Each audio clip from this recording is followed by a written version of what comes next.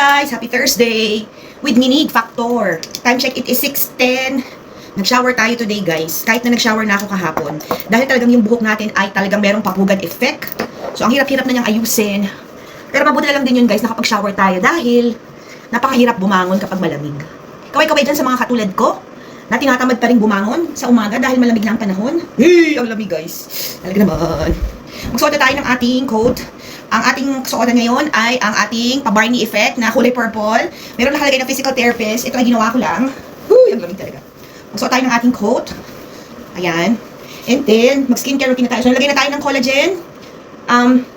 At ngayon ay pupunta ako sa aming office.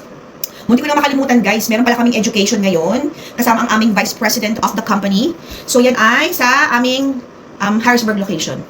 Kaya naman, maglagay tayo ng ating sunscreen and moisturizer combo in one dahil tayo ay nasa labas. No? Hindi naman sa labas, pero mag-drive tayo papunta sa aming office and then syempre, labas-pasok ng sasakyan. Kaya importante na protektado ang ating face lock. So, tingnan nyo guys, mahaba talaga yung buhok ko. Kailangan na natin ng haircut. Pero parang hindi pa tayo ready. Hindi pa tayo ready magbayad, charot. Meron din kami ng atin ng party sa Sunday. Parang ayoko lang mapagupit, tapos hindi naman ganun kagandahan. Baka sa Sunday mukha tayong ewan. Anyway, bahala na guys. Ikiklip ko na lang yung buhok ko siguro sa sa Sunday pag-atin namin ng party. Yan ay banquet party ng lahat ng mga volleyball players sa school ni ate. Siyempre kailangan tayong umawra ng bahagya. Hindi tayo pwede naka-t-shirt lang guys. Anyway, ayan na ang ating skincare. Hindi na ako naghilamos dahil naghilamos na tayo sa loob ng shower. For our hair, endorser yarn. Lagay lang tayo ng thickening cream. Huwag na nga itong thickening cream. Ito na lang yung hair serum na lang. From Pantene, not sponsored. Konti lang guys, ganyan lang. And, ikalat-kalat. Tapos na. Yan. Then supply. So ayan guys, nilagyan na natin ng serum, right? Kahit gamitin ko lang yung aking mga daliri, hindi ko na kailangan mag-supply. Ganyan lang guys, oh. Kaya ayaw ko talaga ng mahabang kabuhukan. Ayan. May paano siya guys, parang wet look effect. Yan. Yan. Wet look effect. Parang dinilaan ng baka. Di wash up ako. Okay na guys, ready na tayo. Kakain na tayo ng ating, actually hindi. Magbe-breakfast kami doon sa office. Yung katrabaho ko na occupational therapist, nag-message siya kahapon sa buong staff, magdadala daw siya ng breakfast. Kasi parang bihira lang kami magkita-kita together. Mga nurses, tapos yung iba pang therapist. Tatlo lang naman kaming therapist. Ako lang yung, dalawa kaming PT, isang OT. Nagtanong siya guys, nagtanong siya kung ano daw gusto namin almusal. McDonald's, Chick-fil-A, Coffee and Donuts, bibili daw siya. So, parang ang pinagbotohan namin ay Egg McMuffin. So, magko-coffee lang ako dito. And then ako naman guys, mabilisan lang kahapon. Nag-bake din ako ng coconut cookies kasi binigyan ko nga yung aking katrabaho. Si Lisa, yung aking OT. Nagustuhan niya yung aking coconut cookies. So, nag-bake tayo. Meron tayong 2 dozens na i-share para sa aking mga katrabaho. Dahil bihira nga lang kaming nakikita sa opisina. Okay guys, baba na tayo. So, bukas walang pasok ang mga bata. Ngayon, bali yung Friday nila. Hindi na sila kailangan kumain ng rice. So, di ko alam kung kinakain ni JR, tinapay lang, or I don't know. But si Daddy ay kumakain ng breakfast na longganisa na natira natin ng Saturday and rice. Ayun si Daddy. Hi, Tatay! Why? Did you eat? That's for you. Tinalak mo ko ng longganisa. Ito guys yung natira namin ni Daddy nung Sunday. Ay, nung Saturday. Longganisa from the Philippines. Bakit? Ilan kinain mo? Inamoy ko lang sa kakanin. Stop. Umuya ka pa. Kaya nga, inaamoy ko yan tas kanin. Huwag kang dyan. So, ito guys, merong coffee si Daddy. Ito yung kanyang baon. Nag-bake si ate ng red velvet ng isang araw para ibigay sa best friend niya. Meron si Daddy coconut and red velvet. Meron pa tayong, ay ubos na. Inubos na ni ate yung kanyang confetti. And then, ito na yung dadali natin sa office. Yan. 2 dozens ng coconut cookies. Kain na muna tayo guys. See you later. Okay. Gamis ha? And you haven't drunk any water yet? Or milk? Okay guys, it is 6:25. Gagawa natin ng baon si tatay. Kahapon, maaga akong natapos magtrabaho. Umuwi muna ako dito. Dito na ako kumain ng lunch. Pero hindi na ako nakapag-video. Galing ako sa Walmart and Sam's Club. Meron kasi akong binili na snacks ng mga bigets. And then kahapon sa Walmart, nakabili tayo ng cold cuts. Ito ay pastrami. Yun ay naka-sale. Beef pastrami. Naka-sale yan guys ng $2.09 lang. So nakatipid tayo ng $1.07. Para itong mga guys, pwedeng gawing sub. So meron ditong 4 na piraso. Malinis po ang kamay ko ha. Ayan. So, para siyang roast beef, guys. Ayan. Ito ang babaunin ni tatay. Lalahatin ko na. Kasi mas masarap, mas maraming beef or maraming palaman. Ayan. Para magkaroon ng maraming protein si daddy. Actually, 5 cut pala, guys. For $2.09. Mahal yung mga ganito talaga, guys. Depende sa timbang. So, ayan. Lalagyan din natin ng pepper jack cheese. So, niro-rotate din natin yung pagkain ni tatay. Dati guys, kung napansin nyo, napanood nyo yung mga videos natin. Palagi siyang kumakain ng Lebanon bologna. ibahin naman natin for today's video. Ayan, tingnan nyo. So, pag bibili mo sa labas to guys, medyo mahal na rin to, medyo pricey. Baka abot to ng $7 to $8. Pero this one is only $2 and the cheese and of course yung kanyang artisano na bread. And then meron din siyang baon na 4 na piraso na cookies. 2 red velvet, 2 coconut, plus water and coffee. Ako naman guys, hindi na ako kakain for breakfast kasi nga doon ako kakain sa office. And then for lunchtime, I think matatapos na yung meeting namin before lunch. So makakauwi na tayo dito. Dito na ako kakain guys. Magluluto din ako ng ulam namin for tonight and tomorrow kasi bukas meron tayong work. Walang pasok yung mga bagets. So importante na meron silang pagkain tomorrow para i-eat na lang nila. Hindi ko naluto kahapon yung pork chop and beef. Mamaya ako siguro lulutuin. Hindi ko alam kung ano pang gagawin natin doon. But pag-iisipan natin yan ng bonggang-bongga.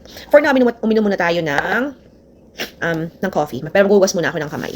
Napakalamig guys. Magbili tayo ng ating pamahay sa ating art tour. Hi guys, I am back. It is 7:39. Nahatid ko na si Jay sa school. Nagpagas na rin tayo dito sa Sam's Club. Ang meeting natin guys is around 8:30. So nung chinek natin sa ating GPS, medyo maaga pa para pumunta sa office. Nagpark muna ako dito sa Walmart and then inasikaso ko, nilinis ko lang yung sasakyan ko. Hindi na rin tayo papasok sa loob guys kasi medyo malamig talaga. And wala naman tayong bibilihin. Dito na lang tayo mag-antay. Nag-jingle bell na ako pero ayaw na nating lumabas ng sasakyan dahil malamig na. So, nagligpit tayo ng ating mga kakalatan dito, guys, dahil meron tayong oras. So, wala tayong work ngayon maliban sa meeting. Bukas naman ay magtatrabaho ako sa facility. Supposed to be ngayon ako magtatrabaho sa facility, pero naalala ko meron akong meeting. So, minove ko na lang yan from today to tomorrow. Pumayag naman yung boss natin. Yan ang kagandahan, guys, sa ating trabaho. Napaka-flexible. Kailangan lang, syempre, lalagyan mo sila or bibigyan mo sila ng heads up. Na hindi ka makakarating ngayong araw na to or kung kailan ka nakaschedule mag-work. Para syempre makahanap din sila ng papalit or matawagan nila yung mga pasyente. At this point, wala silang PT. So, isi-schedule na lang nila siguro lahat ng mga treatments tomorrow para makita natin yung mga pasyente nila. Napakalamig na guys. Ang temperature natin ay, I believe, nasa ano lang tayo? 39. Wala pang 50 degrees guys. Hindi ko alam kung may traffic papunta sa office namin. So, 35 degrees lang. 35 degrees lang ang ating weather today. Ang travel from here papunta sa aming office ay tatagal ng 30 minutes or more kung may traffic. What time is it? Wala pang alas 8 guys. It's only 7:41. Parang kailangan nating magwiwi. Pasok kaya tayo sa loob ng Walmart guys. Nawiwiwi talaga ako. Nagwiwi naman ako sa bahay kaso lang uminom tayo ng coffee and then nagbaon din ako ng isa pang coffee. Bira-bira ko itong ginagawa dahil iniiwasan na nga nating magkape ng magkape. Pero talagang malamig ang panahon. Anyway, balik na lang ako sa inyo mamaya guys. Ulit, later. See ya. Hi guys, I am back. Time check is 8:15. Nagtatravel na tayo papunta sa aming office sa Harrisburg, PA. Napakadami ng sasakyan guys. As in, dikit-dikit. May mga kasabay na din tayong malalaking truck. Nakikinig ako ng balita sa radyo. Pero 2 aksidente. Tinawagan ko si daddy to make sure na he is okay. Sabi niya congested nga raw dun sa area na pinuntahan niya. Pero hindi naman siya na-late sa trabaho. So eto na, papunta na tayo sa downtown. At dahil ito nga yung rush hour, makikita nyo guys na napakarami ng sasakyan. Tapos, dahil hindi rin to interstate, medyo mabagal ang takbo.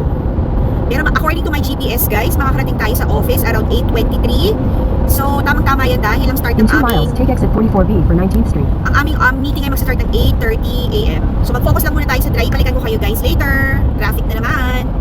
Okay guys, malapit na tayo sa ating office. It is 8:23. Ay sorry, 8:21 pala. 2 minutes na lang, nandun na tayo. Balikan ko kayo ulit mamaya pagkatapos ng aming meeting. See you later again. Hi guys, I am back. It is 11:55 ng umaga. Medyo traffic, malapit na tayo sa bahay guys. So natapos ang ating meeting around 11 AM. Pumunta muna ako sandali sa dollar store. Meron lang tayong binili para sa ating mga ihuhulog na sulat. Bumili tayo ng envelope and bumili din ako ng oh my god, excuse me. Malamig na talaga guys. Bumili ako ng disposable na gloves na gagamitin natin sa kitchen kapag tayo ay naghihiwa at nagsiseparate ng ating mga meats. So paubos na yung ating disposable gloves. Bumili ako ng isang pack and ng envelope. Yun lang naman ang binili natin guys. Wala tayong kailangang i-grocery. Meron pa tayong mga ulam sa bahay. So yung meeting namin tumagal din ng almost 2.5 hours. From 8:30 to almost 11 o'clock. Si daddy pala nasa bahay na. Umuwi siya around mga 11:20 or 11:25, nakauwi na siya sa bahay. So magluto lang siya or mag-air fry siya ng shrimp tempura. Meron pa akong ilang balot sa bahay. Yun muna ang aming kakainin for lunch. And then susundo na tayo sa ating mga anak. So ako na ang susundo kay ate and then siya naman para kay JJ. Hindi pa rin naman ako gutom guys kasi yung isa kong katrabaho na nang libre sa amin ng breakfast. Ang dami niyang dinala. Meron pa siyang fruits, meron pa siyang mga pastries, and then nagdala din ako ng cookies, meron pa tayong mga pa-coffee and juice. So marami dinala yung ating kasamahan na occupational therapist para kaming nag-picnic. Dahil hindi nga kami nagkikita-kita palagi ng aking mga katrabaho. So anyway, babalikan ko kayo ulit later. Mag-focus lang tayo sa ating drive. Medyo binabahinga ako guys dahil napakalamig na talaga. Although kanina lumabas naman ako, naka-jacket tayo. Pero syempre sa loob ng sasakyan, dahil ako ay naka-heater, tinanggal na natin ang ating jacket. Nung lumabas din ako para bumili sa dollar store ng envelope and gloves, naka-bonnet din tayo dahil malamig na. Talagang pumasok na ang taglamig. Parang 2 weeks ago lang or nung Halloween guys, napakainit. Umabot tayo ng 80 degrees. Ngayon ang ating temperature ay 46 degrees na lang. Kaya uso na naman dito guys yung flu and meron ditong tinatawag na walking pneumonia sa mga bata. So kailangan talaga ay doble ingat tayo, lalo-lalo sa ating mga anak. Okay guys, balik ako mamaya. See you later. Hi guys, happy Thursday. I am back. Nasa bahay na kaming lahat. Time check, it's 3:18. Nag-allergy tayo guys. Sobrang congested na naman ako at makati ang aking mata at bahinga ko ng bahay. Hindi ko alam kung dahil to sa lamig or kung meron tayong nalapitan na allergic tayo. But anyway, sa mga nagdumalaw sa bahay ko, maraming salamat sa mga nakapag-engage. Pasensya na po at di tayo kagad makakabalik dahil masama na naman ang pakiramdam ng inyong mama vlogger. Nagpe-prepare na ako ng aming dinner. Nag-pressure cooker ako ng beef stew. Gagawa tayo ng beef mommy. Ayan na guys. Naglagay tayo ng mga seasonings dyan. I-pressure cooker lang natin to and then ang ating namang noodles ay spaghetti pasta lang. Dahil wala tayo ditong yung noodles na ginagamit talaga sa mami. So, i-pressure cooker lang natin yan. Bukas meron tayong work. So, ang gagawin natin ay magpiprito rin tayo ng pork chop para sa mga bagets. Nagtira lang ako ng konti. I-air fry natin to para gawin nating wrap para kay daddy. Meron tayo ditong tortilla wrap and white sauce na Alfredo. Pwede na itong meriendahin ni tatay mamaya or bukas. So, nagtira lang tayo ng kapiraso. Para sa ating mami, mag-boil din ako ng 4 na piraso o 5 pirasong itlog. Masarap yun guys, lagyan ng egg. Pag naluto na itong ating beef, lalagyan natin sa bowl yan. Yung sabaw, eksakto rin dahil malamig na yung panahon. Hard-boiled egg, meron tayo ditong fried garlic. And then meron tayong sesame oil. Ayan, ito yung gagamitin natin. Meron din ako ditong chili garlic na ilalagay natin kapag naluto na or na-assemble na natin ang ating beef mommy. Okay guys, i-end ko na itong ating video. Nahihirapan na tayong magsalita dahil tulo ng tulo ang ating sipon. Yan lang muna for today's video. Maraming salamat ulit sa lahat ng mga sumusuporta at dumadalaw sa ating munting bahay dito sa Meta World. Remember, family time is the best time and every gising with your family is always a blessing. God bless everyone. Bye!